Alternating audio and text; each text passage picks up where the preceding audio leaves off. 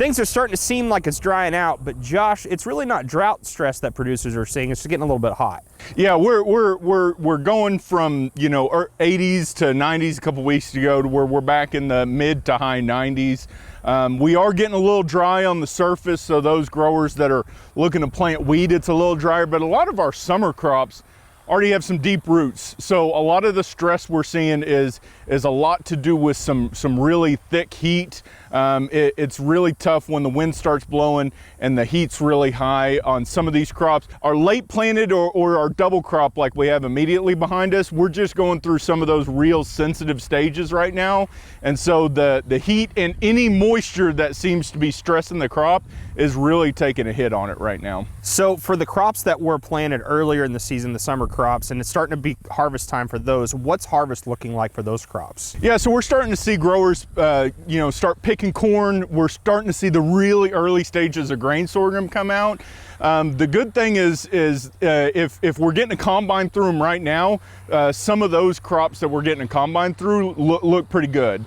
Unfortunately, with harvest, with combine also comes, we're starting to see a lot with the chopper. We're starting to see some of those crops that were summer crops get a little bit stressed on in through early part of August, and they're getting taken out of the field, but they're getting taken out of the field as forage. So the stuff that's going out with combine looks pretty good. Some of the early corn looks pretty good.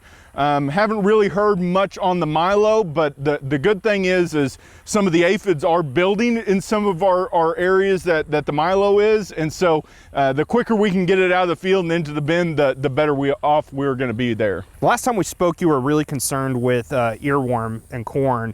How did that situation, unfold? Yeah, we still have where the worm damage was heavy in corn. It's really heavy, and that's quite evident. We're starting to see a lot of the decreased grain formation in the tips of the cobs.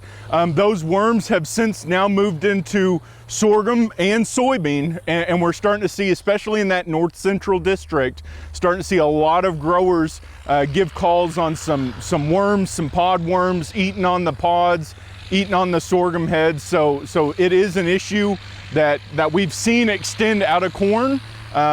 And it's one thing that is growing, but a lot of our insect pressure is growing right now. So we're hitting that final stretch of the season for summer crops. What are some things that need to happen to ensure that a good crop for Oklahoma producers? Well, when we talk this late part of the season, I'll stick to like soybeans and sorghum. This when we're starting to see a lot of worms come around in our soybean, a lot of stink bugs are starting to show up.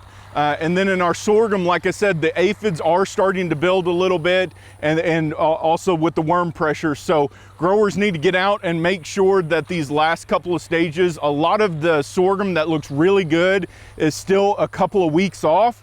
And so we need to make sure that we're taking care of those, because things like sugarcane aphids still being a couple weeks from maturity can still get a yield hit for it. Also a harvest efficiency hit with those aphids starting to build up. So make sure you're getting out there, taking care of bugs. And then the one big thing that I always stress growers when we go into the fallow season or after harvest, look at your weed management plan, because that managing those weeds as we're going into the winter, if you're fallowing the winter, is ultimately important to that next summer crop. So getting out there, taking those last couple precautions with some of our pests is going to be pretty critical, I think, for years to come. All righty, Josh. Josh Lofton, Cropping Systems Specialist here at Oklahoma State University.